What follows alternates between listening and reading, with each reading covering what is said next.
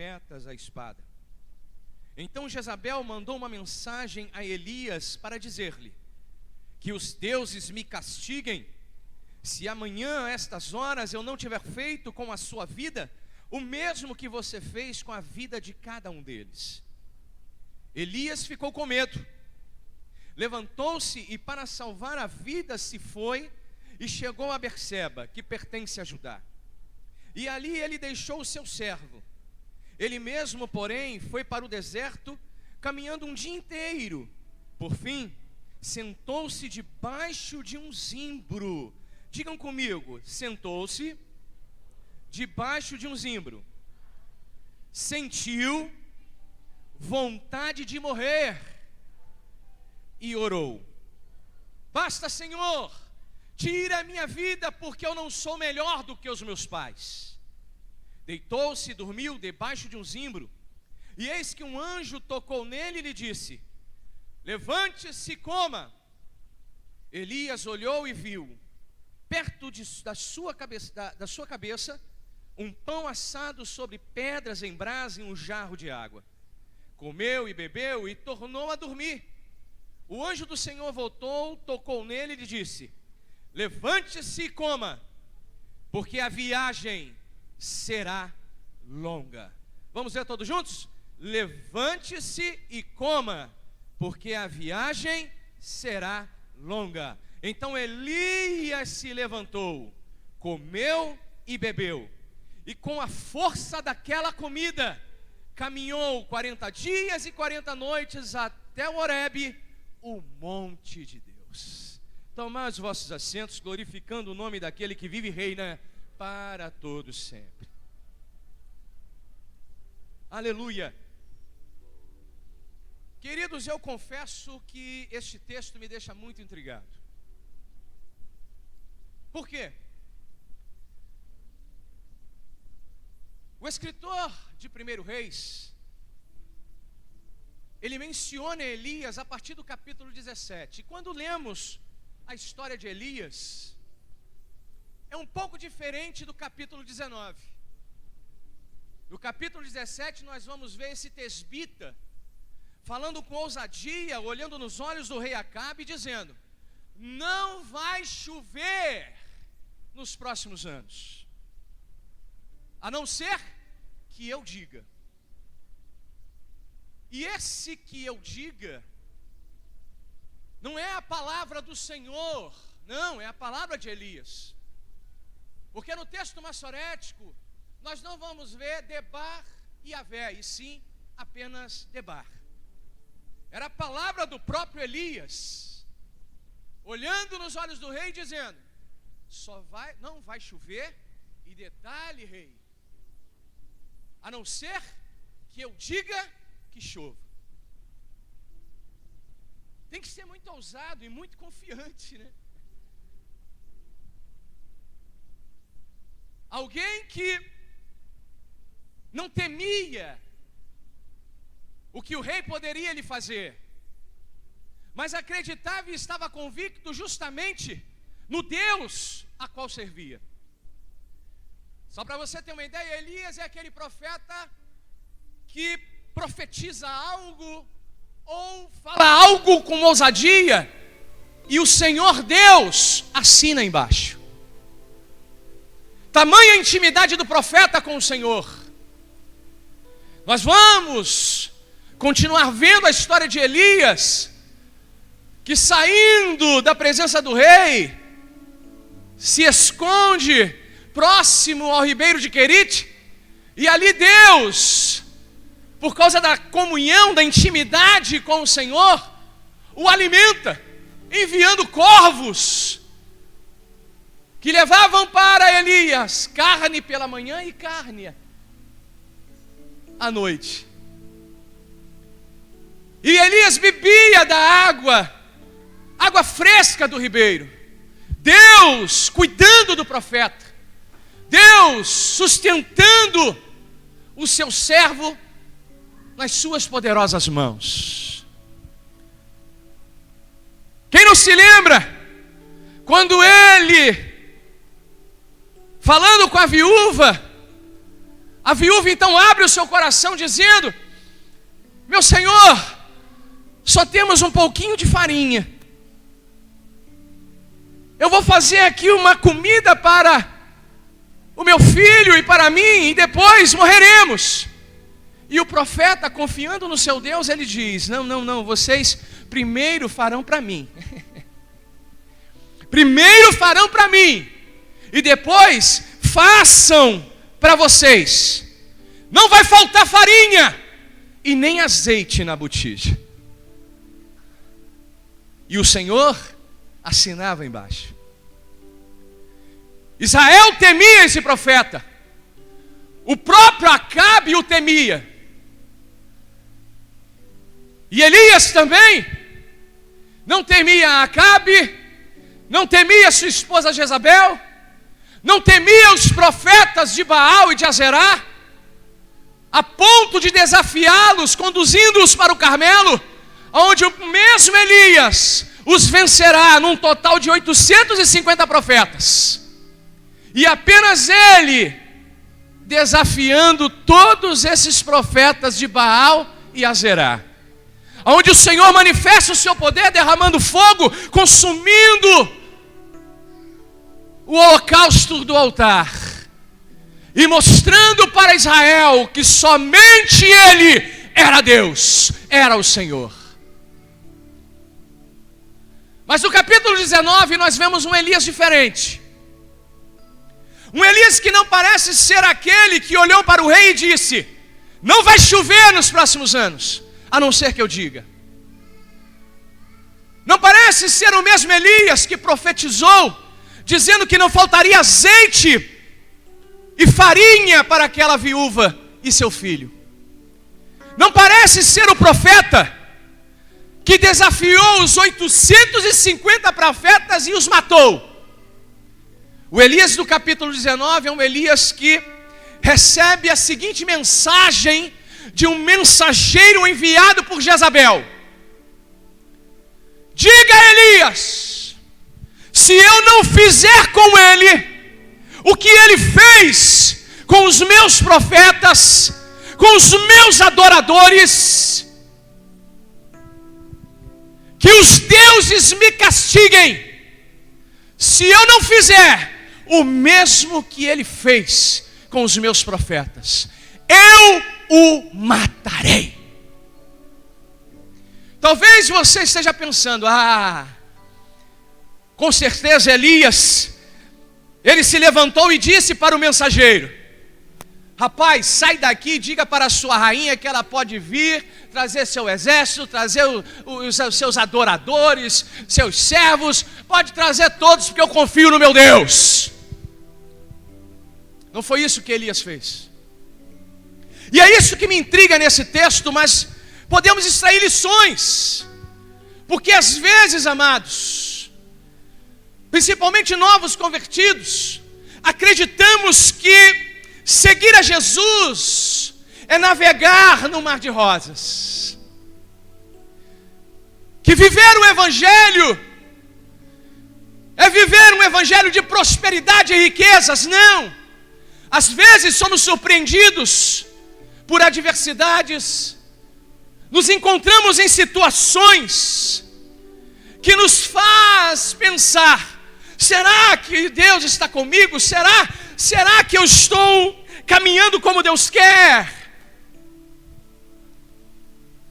Porque na realidade, Elias vai demonstrar através da sua atitude que não era um super crente, como muitos pensam que são.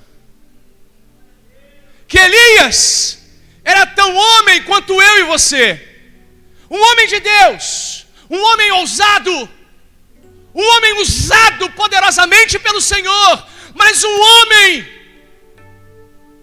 que cometeu falhas, que fracassou, e por ter fracassado, foge com medo das ameaças de Jezabel. Isso nos intriga, mas como eu disse, o Espírito Santo nos ensina. Amados, Elias não foi o primeiro e nem será o único Todos os dias desfrutamos de misericórdia e fidelidade divina. Porém, quando as tribulações nos chegam, a falibilidade humana tende a esquecer a infalibilidade de Deus. É muito bom quando o Senhor está nos usando. É muito bom quando estamos chorando na presença de Deus, envolvidos pelo seu poder. Mas quando as lutas vêm, as dificuldades, os problemas, o que fazemos? Continuamos de cabeça erguida, crendo que o Senhor, que tem nos sustentado pela sua infinita misericórdia e graça, está conosco e nos fará vencer?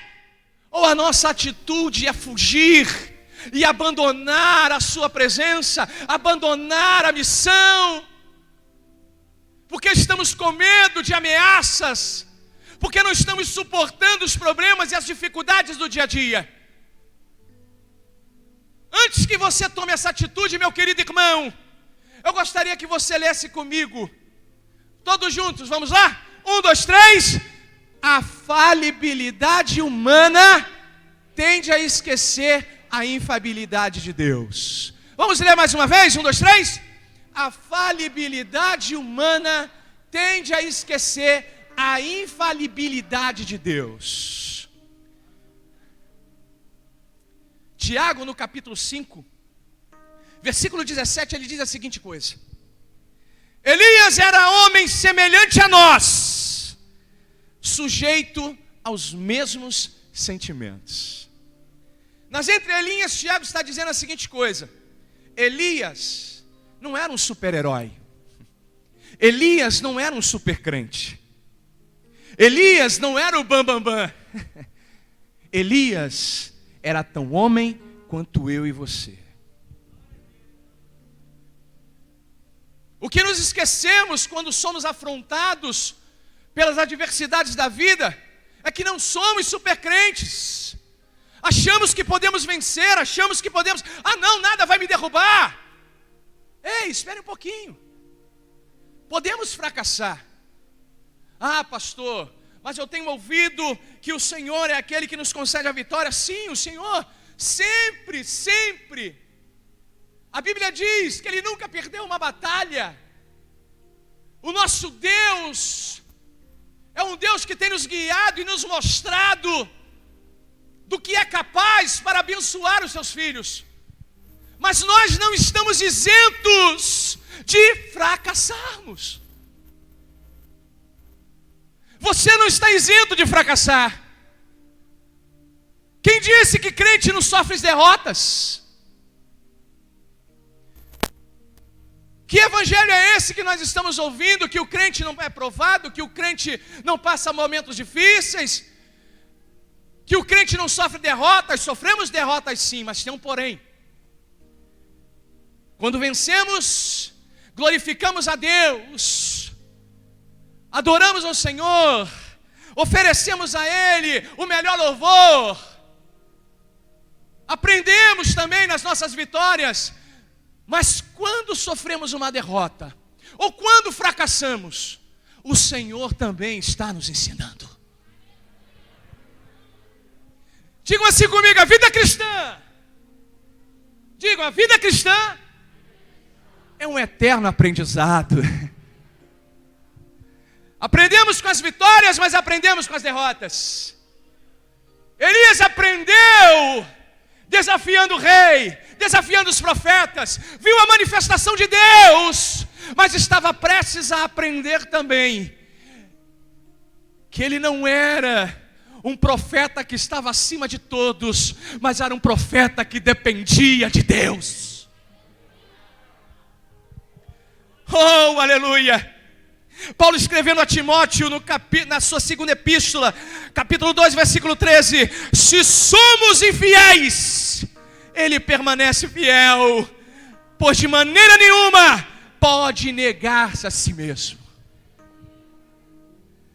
Oh, aleluia! Nós não somos supercrentes, podemos fracassar. Pastor, eu aprendi minha vida toda que eu não vou fracassar, eu posso todas as coisas naquele que me fortalece. Ei, é verdade, podemos. Mas também não podemos passar pela síndrome de Pedro, que olha para Jesus no momento mais difícil do Cristo e diz, quando o Senhor o revela que está prestes a ser entregue nas mãos dos pecadores: não, mestre, eu estou contigo, irei contigo até o fim, estamos juntos, mestre, jamais te abandonarei. E detalhe, se tiver que morrer contigo, eu morrerei. E o que aconteceu no Getsêmani? A única atitude corajosa de Pedro foi cortar, decepar a orelha de Malco. A única atitude corajosa. Porque o Senhor falou isso com ele: Pedro, não diga isso, meu filho. Não diga isso. Antes que o galo cante, tu me negarás. 3 vezes. E não foi isso? A autossuficiência, estarei contigo. Senhor, pode confiar, somos amigos. Estamos juntos, Senhor. Não vou te abandonar jamais. Aí volta a bater na mesma tecla. Não somos super crentes. Você pode fracassar. E mesmo sabendo disso, Jesus, e receba esta palavra como profecia, Jesus no capítulo 16 do Evangelho Joanino, versículo 33, ele disse: no mundo vocês passam por aflições, mas tenham coragem, tenham coragem, tenham coragem, eu venci o mundo. Ainda que estejamos cercados, ameaçados, encurralados, você pode fraquejar, você pode até fugir, mas não perca a confiança no Deus que te chamou, no Deus que tem te sustentado, no Deus que se revelou a ti e tem te abençoado rica e abundantemente. Oh, aleluia! Aleluia! Aleluia! Sabe por que desanimamos às vezes? E eu já vi diversas discussões, tanto no meio acadêmico como escola bíblica dominical. Uma certa vez, Daniel, eu vi uma discussão entre um pastor e um membro, em que o membro disse a seguinte coisa, uma discussão sadia, aquelas discussões teológicas, em que o membro: pastor, Elias estava depressivo. Não! O pastor respondeu: não, que é isso? Elias depressivo? Não, Elias estava desanimado, apenas desanimado. E eu olhei aquilo e falei: não vou nem me meter nessa briga, não vou nem me envolver com isso. Até hoje se discute se Elias estava depressivo ou se estava desanimado, sentiu apenas medo, por isso fugiu para salvar a sua vida. Mas se nós observarmos bem, antes de entrar nesse quadro de depressão, porque em meio a essa pandemia que nós estamos vivenciando, olha, não é uma profecia maldita, por favor, mas a gente fica refletindo. Quando essa pandemia passar, porque eu creio que vai passar, porque Deus está no controle de todas as coisas, o que vai ter de gente, já tem, precisando de auxílio psicológico. Olha, crente, eu conheço alguns que não estão nem saindo de casa, estão apresentando um quadro de depressão, acham que vão morrer se sair de casa. Eu fico imaginando quando essa pandemia passar, meu Deus do céu, só a misericórdia do Pai. Então, antes de entrar nesse quadro de depressão, o que faz com que às vezes, já que temos novos convertidos aqui também, preste bem atenção, o que faz com que às vezes a gente desanime, se sinta cansado da vida? Preste bem atenção, o desânimo aparece frequentemente após grandes batalhas espirituais. Diga comigo, batalhas espirituais. Especialmente as que exigem esforço físico, mental e emocional. Vamos dizer todos, eu gosto de interagir com a igreja. Esforço físico, digam físico, mental e emocional. Gravem bem isso. O que Elias enfrentou no Monte Carmelo não foi fácil. Não fiquem pensando que foi mamão com açúcar. O profeta chegou lá, vamos fazer assim, não coloquem fogo ainda, e o Deus que responder vai ser Deus, é o nosso Deus, acabou. Não foi tão fácil assim. Foi um desgaste físico, mental e espiritual. Elias fugindo, ele está cansado, fisicamente falando, mentalmente e espiritualmente. Porque alguém que tem uma intimidade com Deus, e na primeira ameaça, ou melhor, nós não sabemos quantas ameaças o profeta havia recebido já, não é verdade? Porque era o profeta que fazia diferença, é um dos grandes nomes da história do profetismo em Israel. Mas a última ameaça que recebeu, aquela pegou. E ele teve que fugir. Então estava cansado. Ele vai para Berseba, deixa o seu moço e parte sozinho para o deserto. E avistando no deserto um arbusto, um zimbro, ele se refugia, fica debaixo do arbusto, à sombra do arbusto, e clama pela própria morte. Elias, o grande profeta, agora está pedindo a Deus que tire a sua própria vida, porque não era melhor do que os seus pais. Pastor Edson, esse não é o Elias. Pastor, não é o Elias que a gente...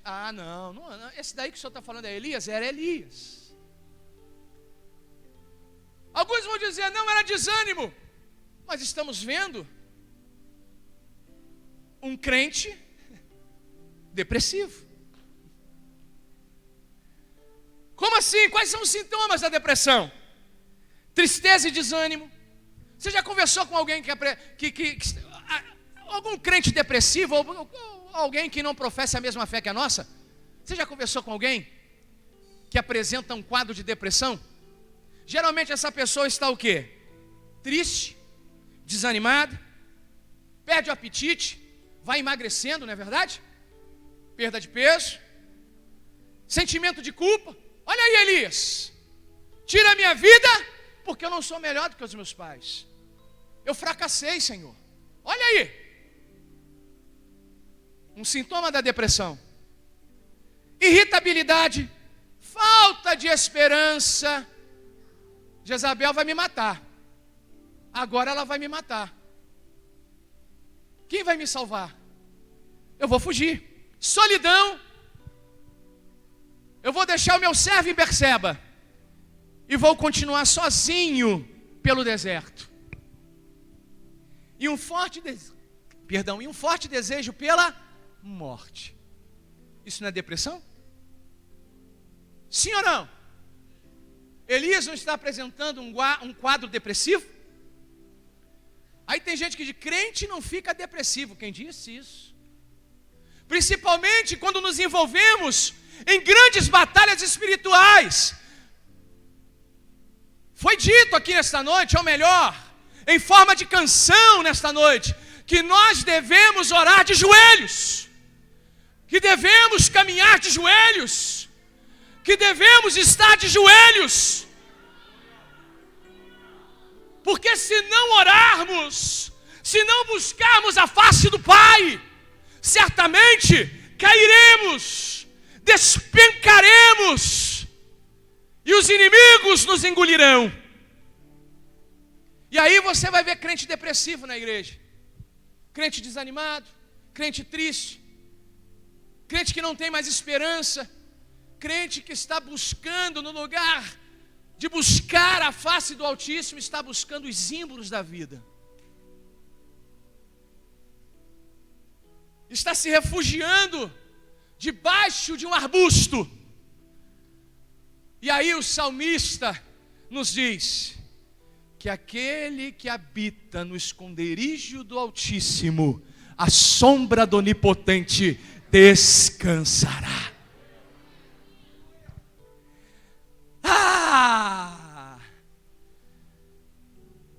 Aí a gente entra na batalha achando, agora vou vencer, nada vai me derrubar. Ei, nada vai te derrubar desde o momento que você continue firme em oração. São 52 dias de jejum, correto? 52 dias de jejum. Olha aí, ficou a dica para quem quer vencer. Ficou a dica. Quer vencer? Não quer buscar um zimbro? Você quer parar com esse lamento todo? Você que está pensando em desistir? Você quer vencer? Olha aí, o segredo: oração, jejum, busca a face de Deus, se envolver com as coisas de Deus, mas sabendo que você não está acima dos seus irmãos, não está acima da igreja. Você é apenas um servo do Senhor, dependente da sua misericórdia e graça.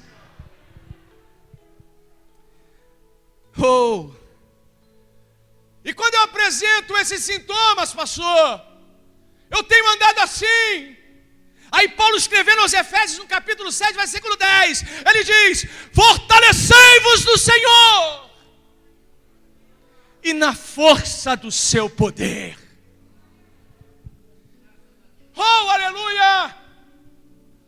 Queridos, hoje foi a noite que o Senhor marcou conosco para nos mostrar que não somos maiores do que ninguém, não somos melhores do que ninguém, não somos superiores aos nossos irmãos, mas somos dependentes da graça e misericórdia. E enquanto reconhecermos o nosso Deus como Senhor de nossas vidas, como aquele que nos guia, como aquele que nos sustenta, como aquele que nos concede a vitória, eu não vacilarei, mas estarei firme, constantemente na sua presença.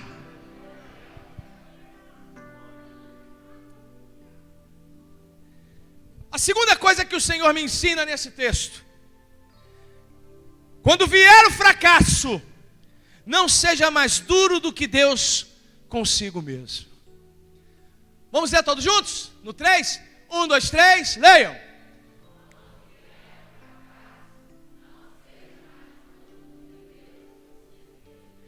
Basta, Senhor, tira a minha vida. Tira a minha vida. Elias lá debaixo do zimbro. Tira a minha vida, Senhor, porque eu não estou mais aguentando. Não sou melhor do que meus pais. De profeta só tem eu. Então acaba, eu fracassei. Olha Elias se cobrando. Não seja mais duro do que Deus consigo mesmo. Porque se nós observarmos, por mais que Elias tenha fracassado, o Senhor não vai punir o profeta. Você está lendo isso no texto? E Deus olhou para Elias, Elias estava debaixo do zimbro. Quando Elias clamou: Senhor, tira a minha vida. Elias, então eu vou te matar. Elias, você fracassou, então você vai morrer. Elias, eu vou te levar para o leito, hein? Elias, faz a minha vontade, porque senão vou tocar em alguém da sua família. É isso que você leu no texto? Digam comigo assim: Jesus me ama, e muito. Ele olha para Elias e não vai punir Elias, muito pelo contrário. Ele vai enviar para Elias pão e água.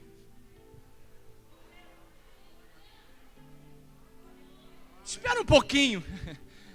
E aquele Deus que pune? E aquele Deus que pisa? E aquele Deus que, ai daquele? Elias fugiu. Naquele momento Elias está depressivo, debaixo de um zimbro, pedindo para morrer. E sabe o que significa a palavra zimbro no hebraico?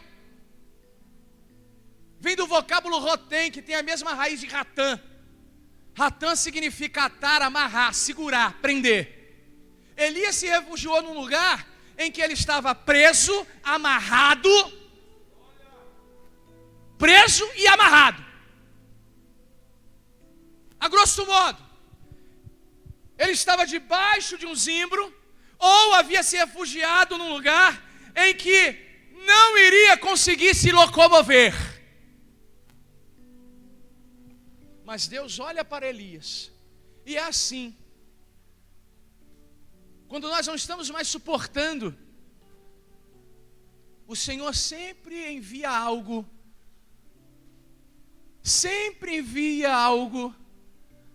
para aliviar a nossa dor. Deus enviou um anjo apenas com essa missão: despertar Elias para que ele comesse e bebesse. É apenas essa missão. Elias dorme, aí o anjo vai lá: acorda, rapaz. E quando Elias olha, tem pão sobre a brasa e água numa botija. Aleluia, como eu te amo, Senhor. Como eu te amo. Um Deus que tinha total liberdade de amassar o seu profeta, quebrar o seu profeta, matar o seu profeta, mas envia-lhe pão e água. Pão e água para quem está pedindo a morte. Pão e água para quem havia desistido. Pão e água para quem já não estava suportando as dificuldades da vida. Sabe por que Deus enviou esse alimento? Porque nós não precisamos de muita coisa não, amados. Precisamos apenas de pão e água para continuarmos a nossa jornada. Você não precisa de comida misturada não, apenas pão e água. Pão e água. Jesus uma certa vez ele disse lá em João capítulo 7, versículo 37: se alguém tem sede, venha a mim e beba. Quem crê em mim, como diz as escrituras, do seu interior fluirão rios de água viva. Olha aí. A água simboliza o Espírito. Ambrósio, um dos pais da igreja, vai dizer que a água simboliza a graça de Cristo em nossas vidas.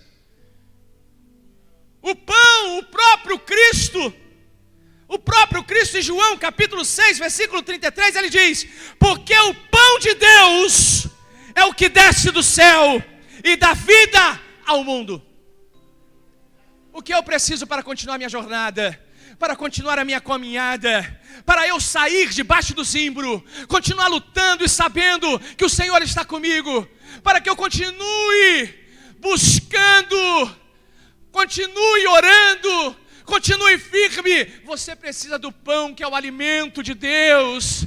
Você precisa do pão que desceu do céu. E você precisa da água que é o Espírito. A água que é a graça de Cristo na sua vida. Você precisa apenas disso para vencer. Mais nada. Ah, pastor, Deus vai me castigar. Não!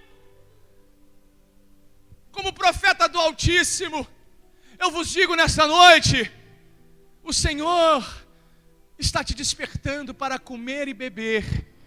Coma deste pão e beba desta água. Aleluia, aleluia. Pão e água, amados, constitui a súmula do alimento e da porção da vida. Pão e água. Elias, come e bebe. Não tem carne, não tem ervas, tem apenas pão e água, que é o alimento que o crente precisa. A palavra e a presença do Espírito Santo em nossas vidas. A graça de Cristo em nossas vidas. Oh, aleluia, aleluia. Então pare de se culpar, amado. Ah, Senhor, eu sou o coitadinho, eu estou sofrendo. Não, pare com isso.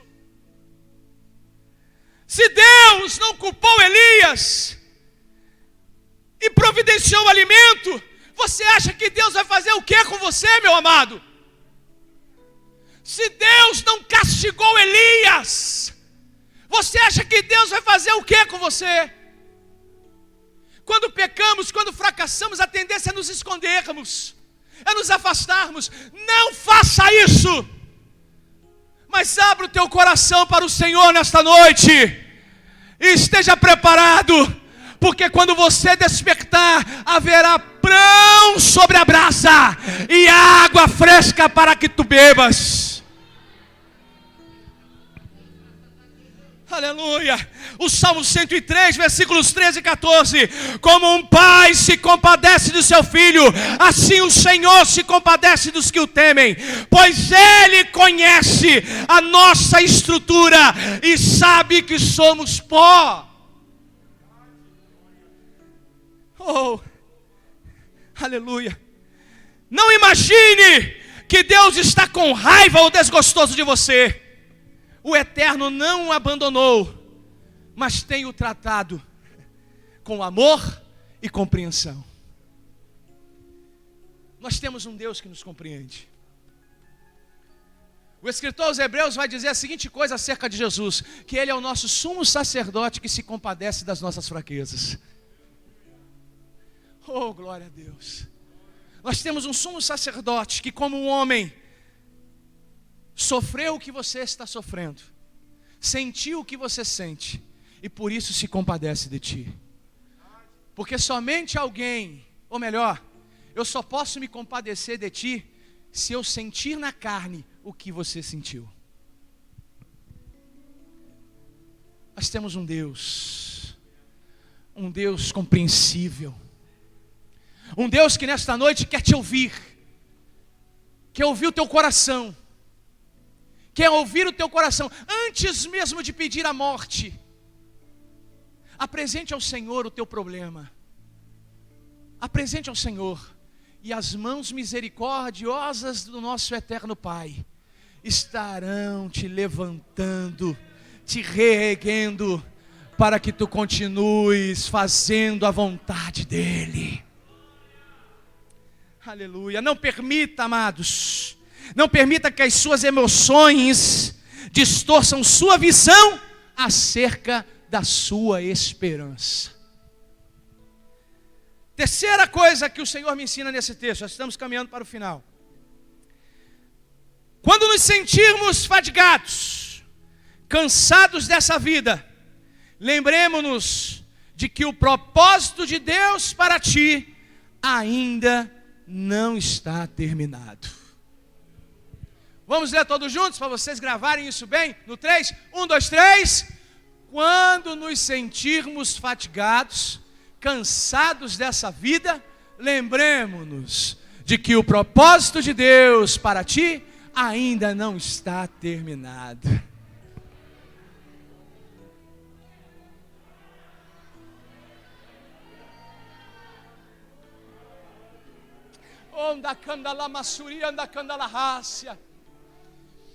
Elias comeu e bebeu e dormiu.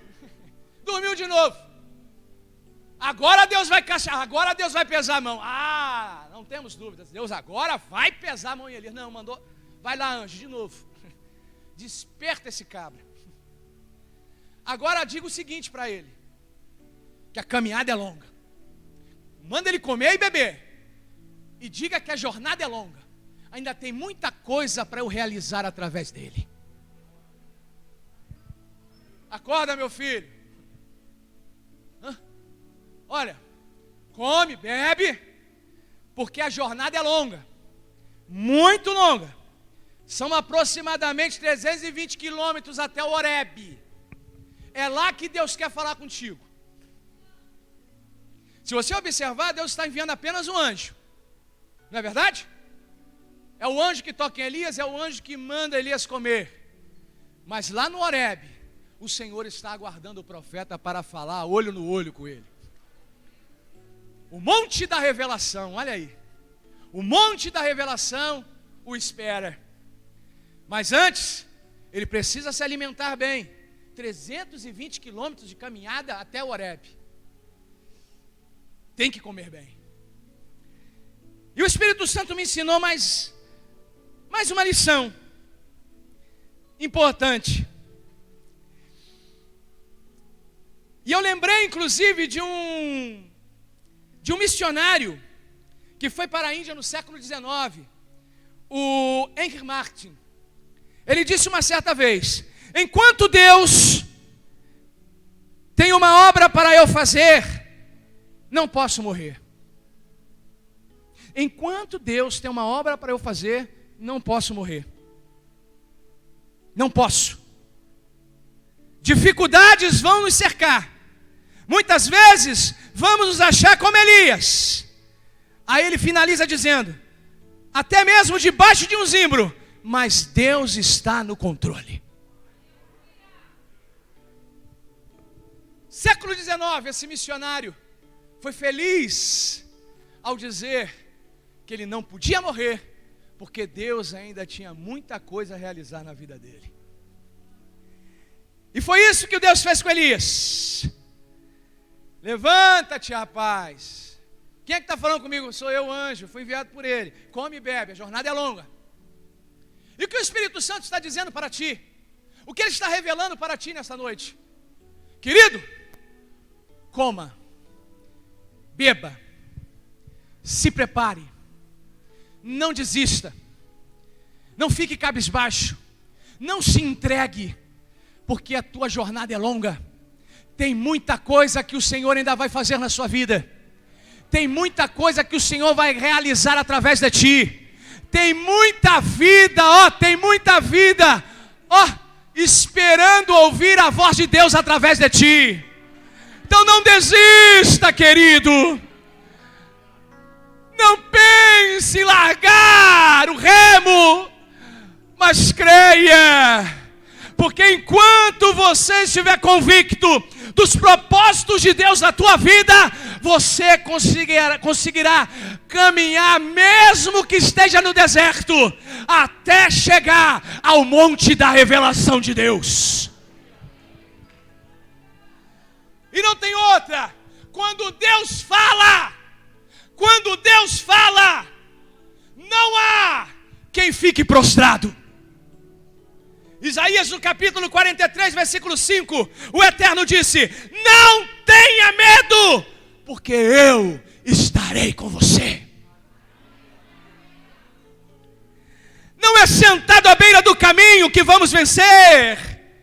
Não é o nosso lamento, o nosso cansaço que vai mover a mão do Senhor a nosso favor. É a convicção dos propósitos de Deus na minha vida. Você acha que Deus está querendo ouvir aquele crente que está que nem... Antigamente os pregadores gostavam muito de usar um personagem do desenho animado. Cheguei a assistir algumas pregações. Não tinha uma hiena, da minha época, eu já estou velho, Daniel. Um desenho dos anos 80, por aí, que tinha uma hiena. Era uma hiena e um leão. Os pregadores gostavam muito de usar essa hiena. Ah, como gostavam. Que aquela hiena, uma hiena pessimista, né? Acho que era Hard o nome da hiena, que ficava: ó vida, ó azar, ó, ninguém me ama, ninguém me quer, ai, eu estou perdido. Era uma hiena, um desenho dos anos 80. É da minha época, estou ficando velho. É da minha época. Da sua época também? Me motivou agora. Você acha que Deus está querendo ouvir isso? Senhor, ninguém me ama, ninguém me quer. Senhor, estou com vontade de morrer. Senhor, olha, Deus, o pastor não me dá oportunidade. Olha, Senhor, eu vou sair lá dos Caetés, porque ninguém me ama.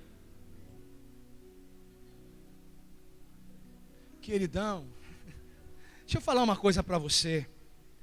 O que move as mãos de Deus em teu favor é a convicção que você tem dos propósitos dele na sua vida. Não é lamento de hiena, não é lamento de hiena de desenho animado, não é pessimismo de hiena de desenho animado, mas é a convicção Senhor, eu estou passando por isso. Deus, estou sendo perseguido. Senhor, eu já não suporto mais. Mas eu creio no meu chamado, eu creio nos teus propósitos, eu creio que o Senhor está comigo. Nós não somos copos descartáveis para Deus. Talvez para o homem até sejamos, mas para Deus jamais o homem será visto como um copo descartável. Deus é aquele que pega o copo que está no chão amassado e o transforma, porque Ele não desiste de nós. Ainda que estejamos bem fraquinhos na presença dEle, Ele não desiste de nós. Ele não desiste. E por isso não abre mão de você. Aleluia. Oh, glória a Deus. Ainda há muito serviço para fazer. Vai, querido, volta ao teu caminho. Apesar das dificuldades e lutas, desânimo e às vezes desespero, voltemos restaurados e com uma nova visão daquilo que o Senhor quer fazer por meio de nós. Oh, aleluia. A última coisa que o Senhor me ensina nesta noite. A última coisa, quarta coisa. Nunca estamos realmente sozinhos. Vamos lá no 3, 1, 2, 3, leiam. Olhem que interessante. 1 Reis, capítulo 19, versículo 18. Elias chega ao Monte Horebe. Aí nós vamos ver algumas manifestações teofânicas. Manifestações de Deus no Antigo Testamento. Fogo, vento, no monte. Mas o escritor diz que Deus não estava nisso. E Elias sente apenas uma brisa suave, um sussurro. E ouve a voz de Deus. Vai entender, né? Vai entender. No mesmo monte, o Senhor se manifestou através de uma sarça ardente, para falar com Moisés, para revelar os seus propósitos a Moisés. Mas agora, não é através de uma sarça, não é através do barulho, mas através de uma brisa. Porque Deus fala como Ele quer. Deus se manifesta como Ele quer e deseja. Não é Deus que está sujeito ao homem, é nós que estamos sujeitos a Ele. Eu quero que Deus faça assim. Quero que Deus rache a pedra. Eu quero que Deus mande fogo. Nem sempre Deus vai fazer isso. Deus às vezes vai falar com você de uma forma que menos esperamos. Uma brisa. Uma brisa suave. Aí Elias conta, eu sempre fui zeloso, Senhor, eu fiz isso, olha, e vou ser sincero contigo, pai, só sobrou eu, de profeta, só tem euzinho aqui, e mesmo assim enfraquecei, mesmo assim, escorreguei na casca de banana. Olha o que Deus falou, aleluia. Elias, também conservei em Israel 7.000, todos os joelhos que não se dobraram a Baal, e toda a boca que não o beijou. Nunca estamos realmente sozinhos. Não fique pensando que você é a última cocada do tabuleiro. Tem 7.000 que ainda não se dobraram na presença de Baal. Senhor, só tem eu e não. Você está enganado. Tem uma rapaziada boa aí, ó. Tem uma rapaziada boa. Tem uma rapaziada que está honrando a religião de Javé. Tem uma rapaziada que não se prostrou, não beijou Baal, não adorou a Baal. Olha, tem 7.000, Elias. Então Deus revela todo o seu propósito para Elias. Ah, queridos, Elias estava se sentindo sozinho, mas Deus contou ao seu profeta que ele era um dos milhares que o louvavam. Amado, deixe que os fatos moldem os seus sentimentos, em vez de deixar os seus sentimentos distorcerem os fatos. Você não está sozinho. E aqui nós temos duas vertentes, né? Você não está sozinho porque tem aquele que se acha, como eu disse, né? A última cocada do tabuleiro. Não tem mais ninguém. Ele é o faz tudo. Não sabe delegar nada para ninguém. Não é? Não tem aquele crente que é assim, manda para mim que eu faço. Ah, ei, baixe a bola, porque tem 7.000. Tem 7.000. Você não é o único. Você não é o único. Eu te amo, vou te usar, mas não fique se achando a última cocada do tabuleiro. Tem mais gente. Tem mais gente. Tem mais gente. Espalhados na igreja. Às vezes não olhamos, nem percebemos. Mas Deus está só preparando para fazer a diferença ainda nesta geração. E a outra, que nós não estamos sozinhos, nunca. Mas que tem um pessoal aí, ó, orando por nós, orando por você, te apresentando todas as madrugadas a Deus. Aí às vezes nos perguntamos, estamos de pé, por quê? Primeiro, porque o nosso Deus é misericordioso. E segundo, porque com certeza, um dos 7.000 está orando pela tua vida. Aleluia, aleluia, glória a Deus. Volte ao trabalho, querido. A inércia alimenta a depressão. Se nós estamos vendo crentes deprimidos, nesta noite o Senhor está enviando o alimento certo para que você saia desse quadro de depressão. Se você estava clamando pela morte, hoje você vai clamar pela vida. Se você estava pensando em desistir, hoje você vai continuar convicto na sua jornada. Fiquemos em pé. Aleluia. Aleluia. Glória a Deus. Glória a Deus. Glória a Deus. Essa última canção que o conjunto... Quem pode? Por favor, uma irmã. A última canção que falava justamente sobre o vale dos ossos secos, né? Eu gostaria que me ajudassem. Aleluia. Quantos ouviram a voz de Deus nessa noite? Você está convicto disso, de que foi o Senhor quem falou? Você está convicto? Então diga assim comigo: eu só preciso, mais uma vez, eu só preciso de pão e de água para continuar a minha jornada até o monte da revelação de Deus. Aleluia, aleluia, aleluia. Glória a Deus, glória a Deus, glória a Deus. Eu quero chamar aqui a frente, já podem mandar brasa. Já podem mandar brasa aí, bem baixinho por enquanto, bem baixinho. Eu quero chamar você aqui à frente, você que recebeu um convite dos meus amados irmãos que organizaram esse congresso de novos convertidos. Eu quero chamar você aqui à frente. Os ossos secos, e ouça essa canção.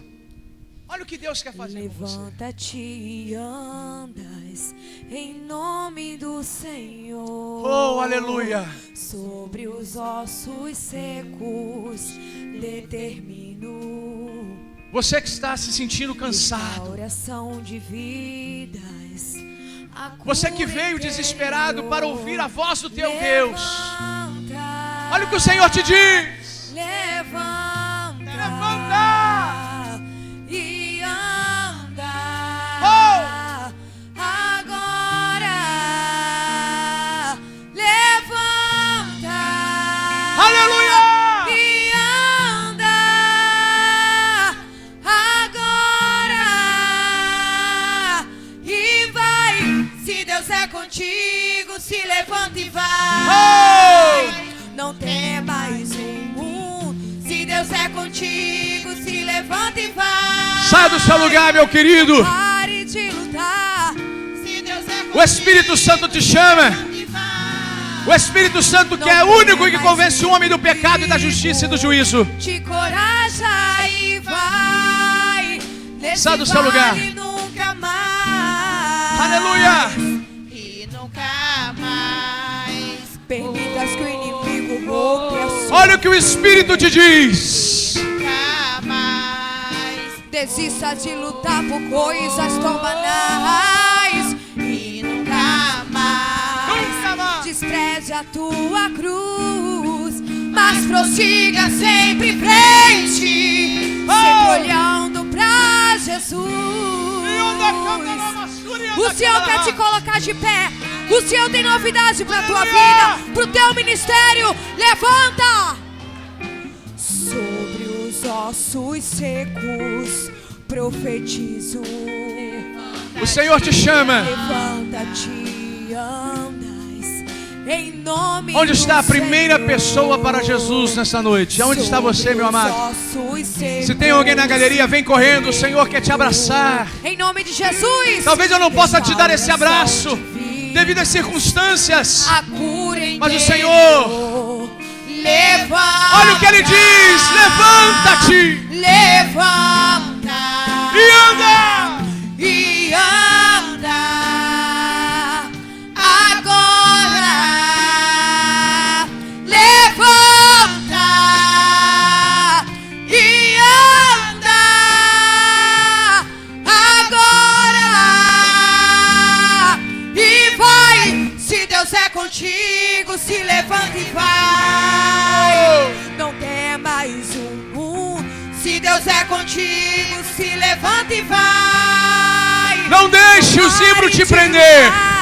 Se Deus é contigo, Não deixe o zimbro te prender. não temas o inimigo. Bem Te baixinho. coraja e vai. Bem baixinho. E nunca mais Agora eu quero eu quero fazer o seguinte. roube a sua fé. Bem baixinho. E nunca mais desista de lutar por coisas. Elias era... Pode continuar, filho. Elias era homem de Deus, amém? Amém ou não amém?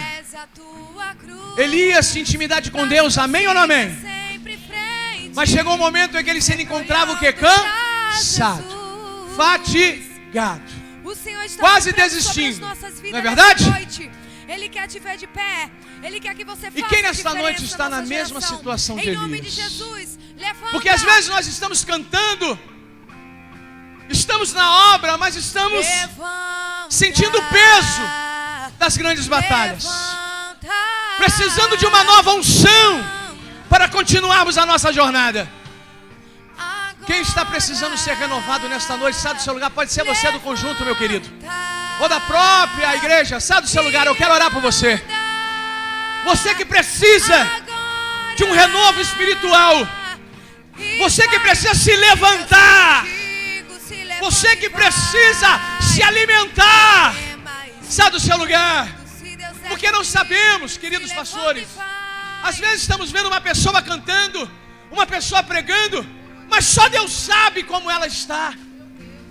Às vezes no seu quarto, com seus joelhos dobrados: Senhor, não estou mais suportando, tira minha vida.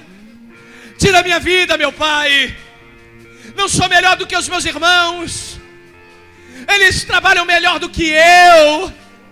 Senhor, eu sou um nada. Mas na hora de cantar, está cantando. porque aquilo lhe traz alegria, como se fosse um refúgio. O cantar no conjunto é um refúgio, mas Deus não quer apenas que você esteja no conjunto cantando, ou então fazendo qualquer outra coisa na obra. Deus quer que você realize as coisas dEle, tendo uma intimidade com Ele, sentindo a presença dEle, sendo cheio do Espírito Santo. Sai do seu lugar, eu quero orar por você. Eu quero orar por você, porque Deus hoje está te falando ao teu coração. Levanta e anda, levanta e anda. Deus está falando ao teu coração, levanta e anda.